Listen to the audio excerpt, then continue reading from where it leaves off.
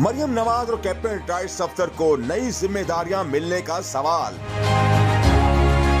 Live TV programme के दौरान साबिक वजीर खजाना मिफ्ता इस्माइल लोट पोट हो गए। निजी टीवी के प्रोग्राम में एंकर पर्सन मेहर बुखारी ने मरियम नवाज के सीनियर नायब सदर, चीफ ऑर्गेनाइजर और कैप्टन सफदर को यूथ विंग का सदर बनने से मुतालिक सवाल किया। मिफ्ता इस्माइल की हंसी छूट गई। इसके बाद वो अपने कहे रोक ना पाए। मिफ्ता इस्माइल भी मुझे क्यों निकाला पर काफी नाला हैं। यही नहीं, जहां वो मईशत की तबाही का जिम्मेदार इमरान खान को करार देते हैं, वहीं मौजूदा हुकूमत को भी मईशत ना संभाल पाने पर तनकीद का निशाना बनाते नजर आते हैं।